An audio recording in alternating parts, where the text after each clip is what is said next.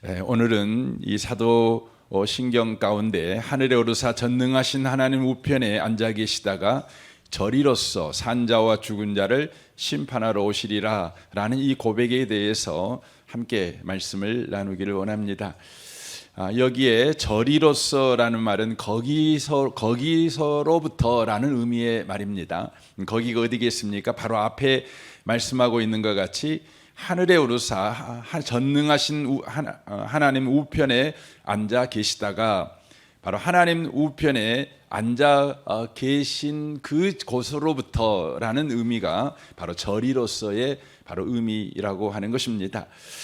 이 고백에 대한 성경의 가르침에 대해서 이야기하려면 한도 끝도 없이 이야기를 할 수 있을 것입니다. 그러나 오늘 한 가지 방향으로만 이 말씀을 좀 나누었으면 좋겠습니다. 이 본문 말씀은 우리는 끝이 없는 반복되는 일생을 살고 있지 않다는 것을 말씀해 줍니다. 우리 인생은 시작이 있고 결론이 있는 인생을 저와 여러분이 살고 있다고 하는 것입니다. 기독교 신앙의 특징은 인생과 역사는 시작이 있지만 결론이 있다는 것입니다. 끝이 있다는 것을 바로 오늘 본문 말씀이 바로 말씀해 주고 있습니다. 언젠가 TV에서 그 법륜 스님과 이경규 코미디언이 있지 않습니까? 그분과 대화하는 장면을 본 적이 있습니다. 그 이경규 씨가 이렇게 질문을 했습니다. 우리들은 왜 태어나는 겁니까? 뭔가 이유가 있을 것 같은데 어린 시절부터 그런 생각을 했는데 아직도 그 생각을 하고 있습니다. 왜 태어난 것입니까? 이렇게 질문을 했습니다. 그때 이 법륜 스님이 이렇게 대답합니다. 어려운 질문 같지만 어려운 질문이 아닙니다. 그러나 이 질문에는 순서가 뒤바뀐 질문입니다. 이렇게 말했습니다. 그러면서 다음 이야기를 합니다. 그대로 제가 읽어드리겠습니다. 이유가 있어서 태어난 것이 아니고 태어났기 때문에 이유가 생긴 것입니다. 태어난 것에는 이유가 없습니다. 이유가 없는데 왜 자꾸 그렇게 질문하면 결국 자살에 이릅니다. 삶은 이미 주어져 있습니다. 이유가 있기 전에 삶은 주어진 것입니다. 그런데 주어진 삶을 살아가는 모습을 보면 즐겁게 사는 사람도 있고 괴롭게 사는 사람도 있습니다. 우리는 이 둘 중에 선택하는 것입니다. 어떻게 살 것인가라고 생각을 하면 괴롭게 사는 것보다 즐겁게 사는 것이 낫습니다. 그럼 즐겁게 살려면 어떻게 살아야 하는가라는 긍정적인 방향을 가지지만 왜 태어났는가로 가면 빈 공간을 발견하게 됩니다. 삶의 무의미를 느껴서 삶을 종결하는 쪽으로, 곧 자살하는 쪽으로 가는 것이 쉽습니다. 이렇게 이야기를 했습니다. 이 법륜 스님의 대답은 바로 불교가 가지고 있는 인생 이해에 대하여 바로 충실한 바로 대답이다. 이렇게 말씀을 드릴 수 있습니다. 불교는 사람은 우연히 만들어진 존재라고 보는 겁니다. 무의미하게 태어난 바로 존재라고 하는 것입니다. 그리고 무의미하게 죽습니다. 그런데 문제는 그것이 끝이 아니라는 것입니다. 바로 죽고 사는 일이 계속해서 반복되는 것입니다. 무한 반복되는 것입니다. 이걸 소위 가르쳐 바로 윤회라고 하는 것이죠. 좀 더 나은 환경과 조건을 가진 자로 태어나고 그리고 좀 더 좋은 조건과 환경을 가진 자로 죽지요. 그럼에도 불구하고 그 동일한 것은 무의미하다는 겁니다. 의미가 없다는 것입니다. 뜻이 없다는 것입니다. 목적이 없다는 것입니다. 이 무한반복의 윤회의 굴레를 벗어나는 데에는 영겁의 시간이 필요하다고 불교는 가르칩니다. 영겁, 이 영자는 영원할 때 영자를 쓰고 겁은 한 겹, 두 겹 할 때 겁을 말하는 겁니다. 그러니까 이 겁은 한 인생이 시작과 끝이 있는 인생, 이걸 겹이라고 이야기를 합니다. 근데 그것이 영원히 반복되는 것인데, 한 겹이 끝나려면, 그러니까 죽고 사는 이 굴레의 한 겹이 끝나려면 어느 정도의 시간이 필요하냐면, 이제 거기서 가르쳐 주는 것은 이런 겁니다. 사방 4km의 돌산이 있습니다. 사방 4km의 돌산이 있는데, 이 돌산에 100년에 한 번씩 선녀가 내려옵니다. 그리고 선녀가 긴 옷을 입었으니까 그 옷깃이 그 바위에 스치지 않겠습니까? 그러면 그 옷깃에 스친 바위가 다 닳아지는 시간, 그러니까 옷깃에 바위가 이렇게 스치는데 그로 인하여 바위가 없어지는 시간을 한 겹으로 봅니다. 한 겹. 뭐 얼마나 오래 걸리겠어요? 오래 걸리겠어요? 말할 수 없이 오래 걸리는 것이죠. 한 겹의 시간이 수억 년, 수백억 년이 걸릴 수도 있는 것이죠. 그러므로 영겁은 바로 영원한 시간, 그러니까 그 굴레에서 인생은 벗어날 수 없다, 이렇게 말합니다. 근데 벗어날 수 있는 유일한 방법이 깨달음이다, 이렇게 가르치는 것이죠. 여러분, 과연 여러분은 태어났기 때문에 이유를 찾아야 되는 그런 존재일까요? 이유를 가지고 태어난 존재일까요? 여러분의 시작은 무의미에서 시작되어 무의미로 끝나는 존재일까요? 의미로 시작해서 의미로 끝나는 인생일까요? 에베소서 1장 3절은 우리에게 그것에 대해서 이렇게 말씀합니다. 찬송하리로다. 하나님 곧 우리 주 예수 그리스도의 아버지께서 그리스도 안에서 하늘에 속한 모든 신령한 복을 우리에게 주시되, 곧 창세전에 그리스도 안에서 우리를 택하사 우리로 사랑 안에서 그 앞에 거룩하고 흠이 없게 하시려고 그 기쁘신 뜻대로 우리를 예정하사 예수 그리스도로 말미암아 자기의 아들들이 되게 하셨으니, 이는 그가 사랑하시는 자 안에서 우리에게 거저 주시는 바 그의 은혜의 영광을 찬송하게 하려는 것이라 라고 말씀하고 있습니다. 인간의 시작은 무의미에서 시작됐거나 무계획에서 시작되었거나 무목적에서 시작된 것이 아니라, 인간의 시작은 뜻과 의미와 목적을 가진 바로 그 시작이 시작되었다는 것을 성경이 이야기합니다. 그 뜻과 의미와 목적을 우리를 창조하신 하나님께서 가지시고, 이것을 우리 인생 가운데 이루시기 위해서 인생이라는 시간을 허락하시고, 마침내 그것을 이루는 바로 끝, 그 목적지가 있다는 것이 성경의 가르침이라고 하는 것입니다. 사람이 태어나자 부랴부랴 목적과 뜻을 세운 것이 아니라, 목적과 뜻이 있어서 저와 여러분은 태어났다는 것입니다. 혼돈과 무의미에서, 무가치에서 사람이 태어난 것이 아니라는 것입니다. 하나님의 높은 뜻이 있어 사람이 태어난 것이고, 그 높은 뜻을 이루는 과정으로 우리에게 인생이라는 이 선물이 바로 주어졌다고 하는 것입니다.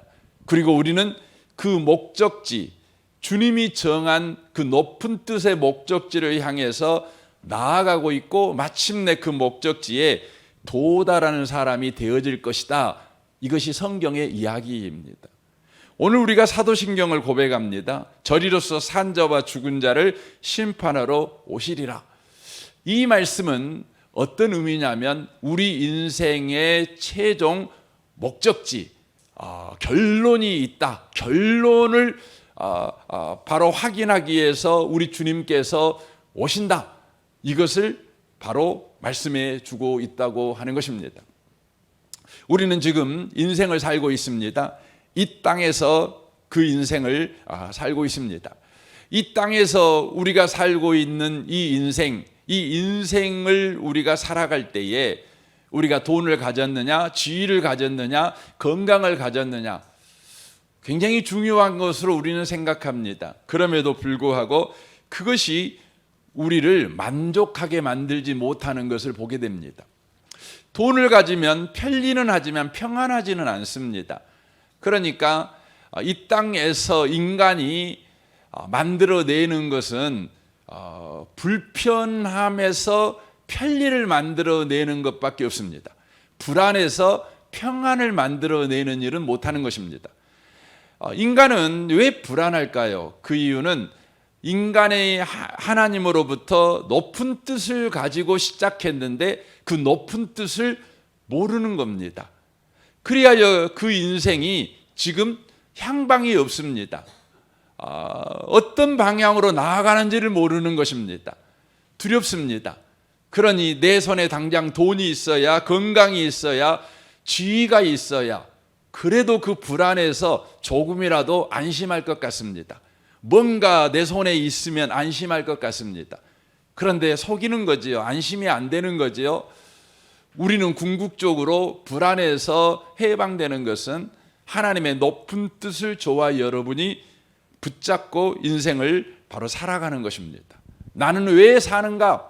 이 부분에 대한 대답을 저와 여러분이 알고 인생을 저와 여러분이 살아가야 된다고 하는 것입니다. 에레미야 20장 18절에 이런 고백을 합니다. 내가 무엇 때문에 태에서 나와 이런 고생과 슬픔을 겪으며 수치 가운데 나날을 보내는가? 무엇 때문에? 이 사람이 불안한 것, 이 사람이 억울한 것, 이 사람이 지금 불평하고 있는 이유는 보면 환경 때문에, 상황 때문에, 조건 때문에 그러는 것 같지만 실상은 왜 내가 그 조건 때문에 있어야 되고 그 상황 가운데 있어야 되고 그 부족함 가운데 있어야 되느냐의 이유를 모르기 때문에 그런다는 거예요.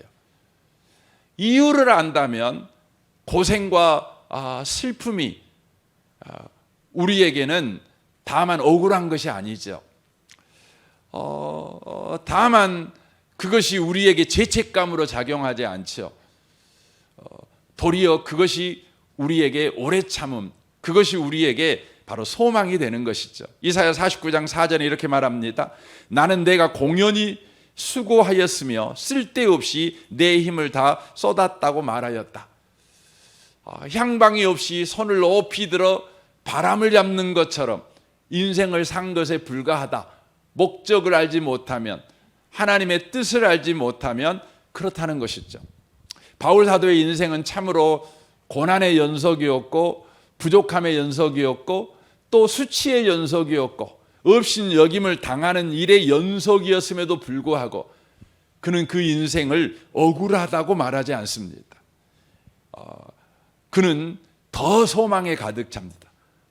수치를 당하면 당할수록 괴로움을 당하면 당할수록 그는 더 소망에 가득 찬 인생을 살아갑니다.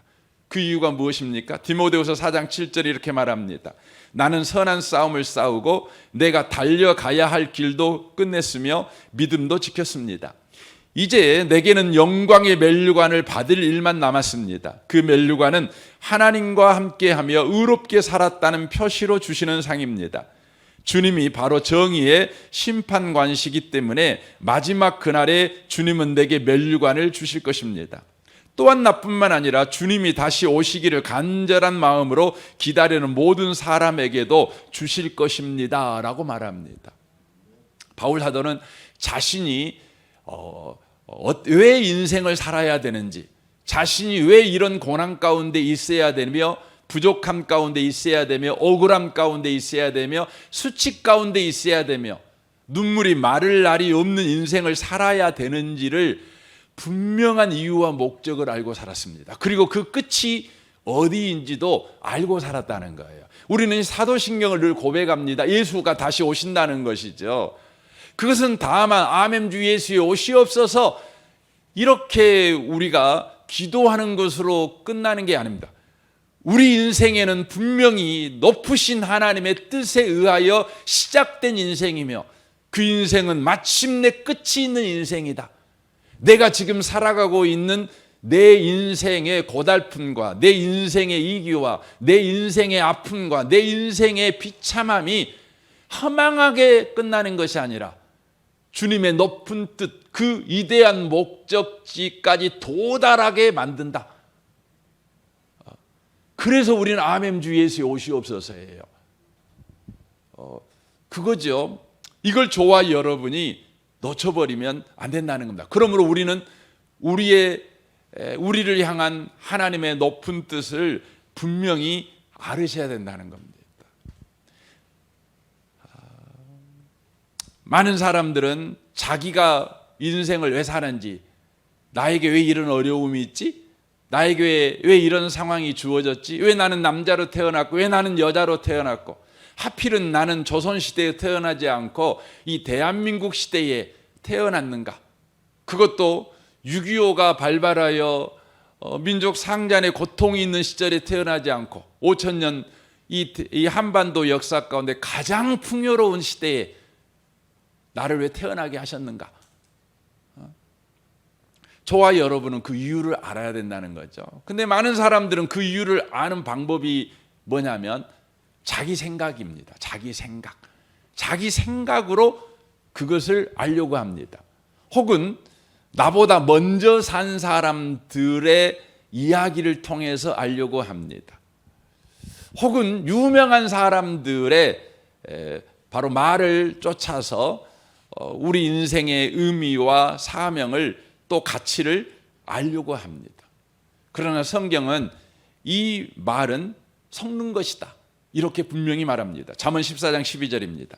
어떤 길은 사람이 보기에 바른 것 같지만 결국은 죽음에 이르고 만다라고 되어 있습니다. 잠언 19장 21절로 보십시오. 사람이 여러 가지 계획을 세워도 하나님의 뜻만 이루어진다. 여호와를 두려워하는 것이 사는 길이다. 여호와를 두려워하는 사람은 재앙을 받지 않고 만족한 삶을 누릴 것이다 라고 말씀합니다. 그러니까 내 인생을 향한 뜻과 의미와 가치를 알려면 내 스스로가 나에게 물어보는 방법은 잘못된 것이며 또 사람들에게 물어보는 것도 잘못됐다는 거예요. 오직 내 인생의 의미와 가치, 높은 뜻, 인생의 목적지를 아는 것은 나를 창조하신 하나님으로부터 들어야 된다는 거예요. 이게 중요하다는 겁니다. 요즘 젊은 사람들은요, 성경책을 안 봐요. 대신 소위 요즘 성공했다는 사람들의 말에 귀를 기울입니다. 오런 버핏이라는 분이 코로나 기간에는 이 점심 먹는 행사를 안 했는데 이제 그의 나이도 많이 되어서 마지막으로 2022년인가요? 작년에 마지막으로 나하고 점심 먹을 사람 하고 그 경매를 붙였습니다. 경매를 붙였더니 자그마치 그 오런 버핏과 점심 먹으면서 세계의 투자 방향, 어떻게 투자해야 돈을 벌 수 있는가, 이걸 하기 위해서 경매를 했더니 자그마치 돈이 정확하게 제가 금액은 생각하는데 약 300억 가까이, 한 끼 점심을 오런 버핏이라고 점심 먹는데 300억을 내놨습니다. 굉장하죠. 그 사람 부자로 살 겁니다. 뭐 장담할 수는 없지만 그러나 만족은 없을 것입니다. 그러나 그 인생이 진정으로 가치와 의미를 발견하지는 못할 것입니다. 그러나 요즘 사람들은 성공의 목을 매어 살아갑니다. 의미와 가치가 중요한 게 아니죠. 인간의 존엄과 인간의 영광, 이게 중요한 게 아닙니다. 인간의 품위가 중요한 게 아니죠. 잘 먹고 잘 사는 게 중요한 거죠. 그래서 성공한 사람에게만 귀를 기울이는 이 시대를 살고 있습니다. 하나님께 귀를 기울이셔야 돼요. 성경에 귀를 기울이셔야 돼요. 요즘 젊은 사람들은요, 성경을 처음부터 끝까지 읽어본 적이 없어요. 심각하게 하나님 당신은 누구시며 당신은 왜 나를 창조하셨고 당신은 어떤 의미로 나를 창조하셨습니까? 하고 하나님께 진지하게 묻는 기도의 시간이 없어요. 그러면서 하나님이 있네 없네 하고 자기가 잘 살았네 못 살았네, 자기가 잘났네 못났네를 함부로 내뱉어요. 얼마나 교만한지 몰라요. 요즘 현대 그리스도인들이 그럽니다. 교회를 왔다 갔다만 하지, 설교만 듣지 성경을 몰라요. 하나님에게 소리 안 들으려고 해요. 여러분, 저는 설교자로 설교하지만 제 설교의 궁극적인 목적은 뭐냐면 여러분이 성경을 읽게 하는 겁니다. 여러분이 여러분 스스로 하나님께 개인적으로 나아가서 하나님의 음성을 듣는 겁니다. 여러분을 향한 하나님의 목적을 듣는 겁니다. 저는 그 부분에 대하여 돕는 지팡이에 불과합니다. 아침나절에 그 고구마 순에 간짓대를 갖고 다니면서 흔들어서 그 고구마가 그냥 더 뿌리를 깊게 내리고 더 정신 차려서 광합성 활동을 잘하도록 돕는 그런 활동에 불과한 거죠. 저는 여러분이 주님 바라보라고, 성경 보라고, 주님께 질문하고 주님께 나아가라고 역할하는 그냥 그 막대기에 불과한 사람이라는 것이죠. 여러분, 제 설교 듣고 여러분 하나님 다 한다고 말하거나 기독교 신앙 또 참된 그리스도인의 삶을 다 살아갈 수 있다고 여러분 생각하지 마십시오. 성경을 여러분 꼭 읽으시면 좋겠습니다. 하나님으로부터 직접 들어야 된다는 것이죠. 하나님으로부터 직접 듣지 아니하는 사람들은 대부분 사람의 생각과 다른 사람의 말로 인하여서 그 인생을 이렇게 살아갈 뿐입니다. 어떻게 살아갑니까? 죄의식에 끌려 살아갈 뿐입니다. 늘 후회합니다. 그렇게 안 살았어야 되는데. 그래서 과거를 여러분 바꾸는 일에 인생을 다 허비해 버립니다. 또 어떤 사람들은 분노하며 인생을 살아가요. 상처에 붙잡혀서 인생을 살아가는 겁니다. 내가 왜 그때 할 말 다 못했을까? 왜 나는 내 인생을 이렇게 내 맘대로 못 살까? 늘 상처에 붙잡혀서 인생을 살아가는 것이죠. 그리고 더 나아가 누군가에게 인정을 받기 위해서 살아가는 인생을 살아갈 뿐이라고 하는 것이죠. 여러분과 제가 사람의 말에 귀를 기울이고 여러분 자신의 생각에 귀를 기울이면 우리는 이러한 삶에서 한치도 벗어날 수가 없습니다. 우리는 하나님께 소리를 들으셔야 합니다. 주님은 에베소 2장 10절에서 이렇게 말씀합니다. 우리는 그가 만드신 바라 그리스도 예수 안에서 선한 일을 위하여 지으심을 받은 자니 이 일은 하나님이 전에 예비하사 우리로 그 가운데 행하게 하려 하심이니라 라고 말합니다. 왜 하나님께 우리는 들어야 합니까? 하나님께서 우리를 만드셨기 때문에 그렇습니다. 여러분과 저는 사람이 만든 존재가 아니에요. 하나님이 만든 존재예요. 육신적으로 보면 부모가 만든 것 같지만 사실 부모의 몸을 빌려서 하나님께서 저와 여러분을 만드신 거예요. 그러므로 하나님께 저와 여러분은 왜 나를 만드셨냐고 하나님의 뜻을 저와 여러분이 물으셔야 된다는 것입니다. 요한복음 1장 6절은 말합니다. 하나님께로부터 보내심을 받은 사람이 있으니 그의 이름은 요한이라라고 말합니다. 우리의 출생은 실수도 불운도 아닙니다. 우리의 삶 또한 우연이 아닙니다. 하나님으로부터 보내심을 받은 인생이 저와 여러분의 인생입니다. 여러분은 하늘에서 온 사람들이에요. 하늘에서 온 사람들이에요. 그 김희선이가 나와가지고 그 이야기했다 하더라고요. 그 팬이 자기한테 준 최고의 댓글이 뭐였냐면 당신은 호녀라입니다. 그랬대요.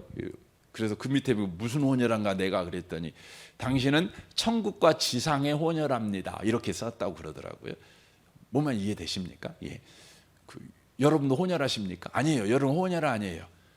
여러분 하늘과 땅이 섞여가지고 여러분을 만든 존재가 아니라 여러분은 순전하게 하늘에서만 온 사람이에요. 여러분은 하늘 족속들이에요. 하나님으로부터만 온 사람이에요. 그러니까 하나님의 DNA만 받아서 온 사람이지 여러분은 하나님과 마귀 DNA가 섞였거나 하나님과 인간의 DNA가 섞여서 만들어진 존재가 아니에요. 그래서 창세기 1장에 보니까 하나님이 여러분과 저를 뭘로 만들었다고요? 하나님의 모양과 하나님의 형상으로 만들었어요. 우리는 하나님의 DNA만 가진 사람들, 김희선보다 훨씬 나은 사람들입니다. 김희선이가 누군지 모르시는 분도 계시는 건 모르겠지만 어쨌든 간에 우리라는 존재는 하나님에 의해서 만들어진 하나님의 DNA를 가지신 자입니다. 이것이 너무나 기이해서 시편 139편에 시편 기자는 이렇게 고백합니다. 13절입니다. 주는 내 몸의 모든 기관을 만드시고 어머니 태에서부터 나를 벼 짜듯이 지으셨습니다. 내가 이처럼 놀랍고 신기하게 만들어졌으니 주를 찬양합니다. 주의 솜씨가 얼마나 훌륭한지 나는 잘 알고 있습니다. 내가 보이지 않는 어머니 태에서 만들어지고 있을 때부터 주는 내 형체를 보고 계십니다. 주는 내가 태어나기 전에 나를 보셨으며 나를 위해 작정한 날이 하루도 시작되기 전에 그 모든 날이 주의 책에 기록되었습니다. 하나님이여, 주의 생각은 나에게 정말 소중합니다. 어쩌면 주는 그렇게도 많은 생각을 하십니까? 내가 만일 그 수를 헤아린다면 해변의 모래알보다 더 많을 것입니다. 내가 깰 때에도 주는 여전히 나와 함께 계십니다 라고 말합니다. 이 아침에 오신 복 있는 성도 여러분, 하나님이 우리를 창조하셨고 창조하신 하나님께서 우리를 하나님의 DNA, 하나님의 모양과 형상으로 우리를 창조하셨습니다. 하나님의 높은 뜻을 우리 인생에 심으셨는데 그 생각이 너무너무 많은 겁니다. 그래서 여러분, 인간의 DNA를 조사해 보면 놀라잖아요. 이 DNA, 이 게놈 지도, 인간의 이 지도를 보니까 그 안에 너무나 많은 정보가 숨어 있는 거예요. 한두 가지 정보가 아니에요. 이 정보라는 것은 하나님의 생각이잖아요. 하나님의 생각이 한 가지, 두 가지가 아닙니다.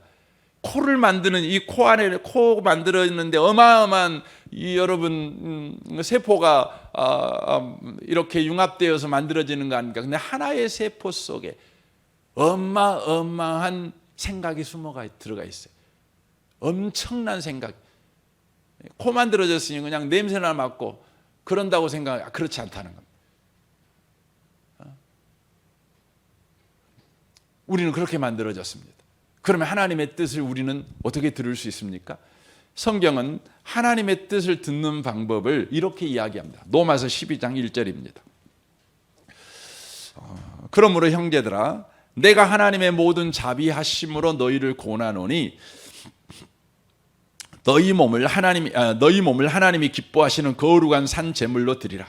이는 너희가 드릴 영적 예배니라. 너희는 이 세대를 본받지 말고 오직 마음을 새롭게 함으로 변화를 받아 하나님의 선하시고 기뻐하시고 온전하신 뜻이 무엇인지 분별하도록 하라라고 되어 있습니다. 여기에 보면 로마서 12장 1절과 2절 말씀이 다 어디 말씀을 받고 있냐면 그러므로에 받고 있습니다. 그러므로 두 가지를 이야기하는 거죠. 하나는 하나님의 뜻을 알고 살아라 라는 것이죠. 하나님의 뜻을 알고 살아라. 그리고 그 뜻을 바로 입증하고 살아가는 것이 바로 예배하는 삶이다. 이걸 가르쳐주고 있는 겁니다. 그러니까 우리는 우리 뜻대로 사는 게 아니에요. 하나님의 뜻대로 살아가는 거죠. 하나님의 뜻을 우리가 분별하고 하나님의 뜻대로 살아가는 것이, 그것이 뭐냐면 그것이 예배라는 거예요. 네가 가정생활하고 직장생활하고 네가 설거지하고 네가 아이 돌보고, 그런데 하나님의 뜻대로 그렇게 하고 있다면, 분별하고 하고 있다면 그게 예배다. 이걸 이야기하는 겁니다. 근데 그것이 그것은 결론적인 이야기거든요. 그러므로라는 말은 결론. 이 그러므로의 앞에 있는 사건이 만들어내는 인생, 이걸 이야기하는 겁니다. 그러니까 앞에 있는 사건이 뜻을 분별하고 그 뜻대로 살아가는 삶이 예배인 삶을 만들어낸다는 거예요. 그럼 앞에 있는 이야기가 뭐죠? 로마서 1장부터 로마서 11장까지 이야기, 전체를 받는 거예요. 그럼 로마서 1장부터 11장 이야기가 무슨 이야기예요? 무슨 이야기냐면 바로 하나님이 우리를 어떻게 구원하셨는가, 이 이야기예요. 그러니까 하나님이 우리를 구원하셨다, 이 이야기가 아니에요. 이건 중요한 거예요. 하나님이 우리를 구원하셨다, 이건 결론적인 이야기죠. 그런데 로마서 1장 1절부터 11장까지 그 긴 그 성경을 통해 이야기하는 내용이 뭐냐면 하나님이 시간 속에서 역사 속에서 한 인생 속에서 어떻게 그를 구원하셨는가, 이 이야기가 로마서 1장부터 11장 이야기예요. 어떻게 구원하셨는가, 이 이야기예요. 그러니까 여러분과 제가 하나님의 뜻을 분별하고 하나님의 뜻대로 살아가는 삶이 예배가 되는 삶을 살아가는 방법이 뭐냐? 하나님이 나를 어떻게 구원하셨는가, 시간 속에서, 사건 속에서, 여러 상황 속에서 하나님이 어떻게 나를 구원하셨는가, 이걸 아는 거예요. 핵심만 말씀드리면 로마서 8장에서 말씀하죠. 하나님을 사랑하는 자, 곧 그 뜻대로 부르심을 입은 자들에게는 모든 것이 합력하여 선을 이룬다, 이렇게 돼 있어요. 그러니까 하나님께서 우리를 우리의 인생 속에, 우리 인생이라는 것은 단순하지 않지 않습니까? 얼마나 복잡합니까? 얼마나 복잡합니까? 별 일이 많잖아요. 예? 여러분이 모난 인생을 살다가도 모나지 않는 인생을 살기도 하잖아요. 여러분, 모났다는 말이 머리가 났다는 거예요. 예, 그래서 머리가 날 때는 모나고 모난에서 인생을 사는 거죠. 근데 어떤 분은 대머리가 돼갖고 모나지 않는 인생을 살고 있어요. 재밌으라고 한 말인데, 예. 우리 인생이라는 게 이렇게 단순하지 않죠. 근데 그 수많은 인생의 경우 가운데 우리 하나님께서 어떻게 하냐면 우리를 구원하셨어요. 근데 어떻게 구원하셨어요? 모든 걸 합력했어요. 이걸 여러분이 아는 거예요. 모든 걸 합력해서 우리 인생을 구원하셨다는 거예요. 그러면 저와 여러분이 현재 일어나는 일에서 하나님의 뜻을 분별할 수 있어요. 어떻게 분별하죠? 여러분, 우리는요, 우리는 그 선악과를 먹은 이후에 우리 인생은 두 가지밖에 몰라요. 선과 악, 좋다 안 좋다, 도움된다 도움 안 된다, 불리하다 유리하다, 즐겁다 안 즐겁다, 이것밖에 몰라요. 행복하다 불행하다, 잘했다 잘못했다, 성공했다 실패했다, 아프다 안 아프다, 이것밖에 몰라요. 분별을 못해요. 그러니까 우리는 하나님의 뜻을 죄의 영향 아래 있은 선악과를 먹은 상태에서는 절대 하나님의 뜻을 분별 못해요. 아니, 우리는 하나님의 뜻이라고 우기는 건 무엇밖에 없냐면 옳은 것은 하나님의 뜻, 이것밖에 몰라요. 그래서 교회에서 보면 큰 소리 치는 사람이 어떤 사람이에요? 옳은 것을 주장하는 사람이에요. 그렇죠. 옳은 걸 하자는 거예요. 잘 되는 걸 하자는 거예요. 틀린 말 아니죠. 근데 그건 하나님의 뜻이 아니에요. 선악과 먹은 사람은 그래요. 그것밖에 몰라요. 그래서 늘 예수를 믿어도요, 하나님께 구하는 게 뭐예요? 좋은 일만 구해요. 잘 되는 일만 구해요. 아프면 안 돼요. 복잡한 일 생기면 안 돼요. 늘 좋은 일만 구하는 거예요. 왜냐하면 그게 하나님의 뜻이라고 생각하니까. 근데 하나님의 뜻은 뭐예요? 모든 걸 합력해 선을 이루셔요. 이렇게 우리를 구원하셔요. 잘한 거, 못한 거, 힘든 거, 어려운 거, 주님이 다 그것을 어디에 써요? 우리의 구원을 위해 쓰셔요. 이걸 아는 거예요.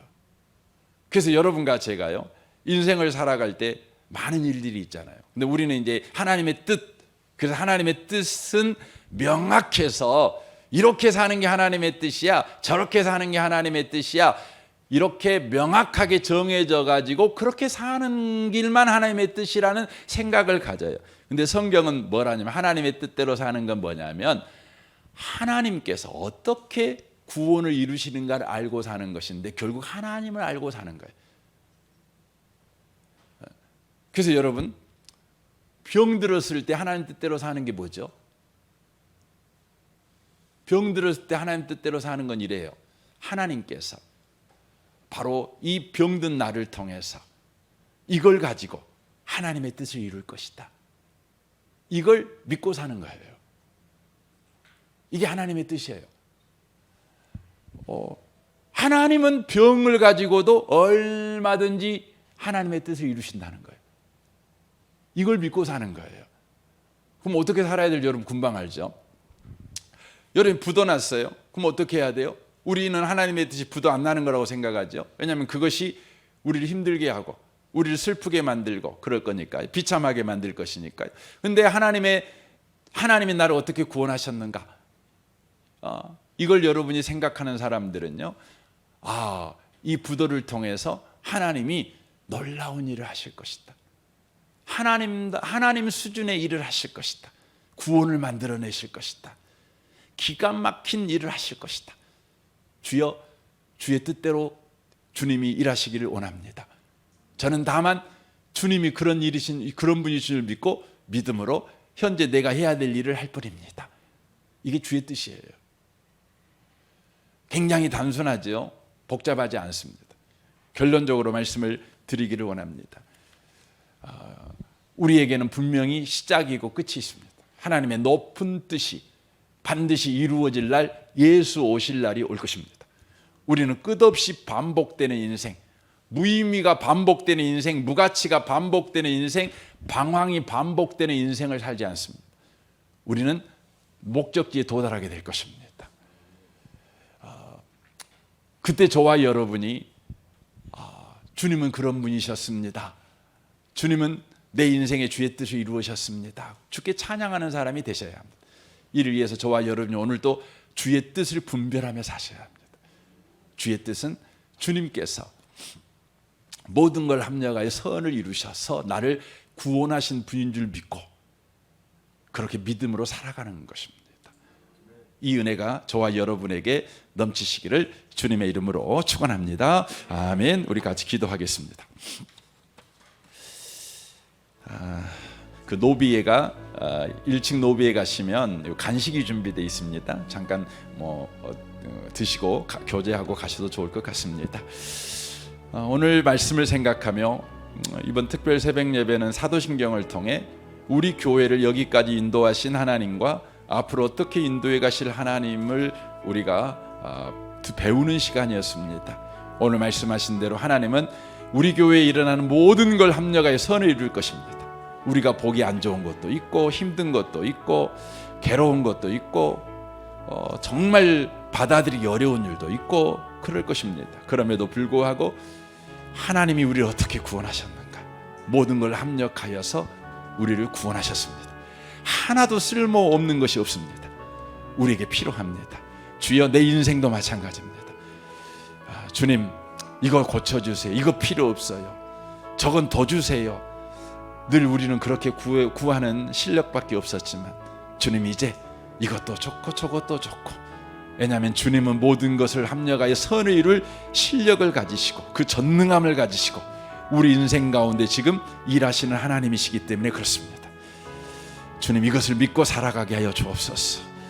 가정을 위해, 자녀를 위해서, 여러분 직장을 위해, 또 우리 주변 교회를 위해, 이 나라와 이 민족을 위해, 북한과 열방을 위해서, 또 오늘 토요일은 우리 승찬마을과 종근마을 위해 기도하는데 우리 마을장되는 장로님과 순장 순원들을 위해서, 내일 예배를 위해서 여러분 특별히 기도하시면 좋겠습니다. 우리 좋으신 주님께 우리 주여 세 번 우리 주님을 부르고 우리 통성으로 기도하겠습니다. 주여, 주여, 주여. 오 하나님 아버지, 아버지 하나님,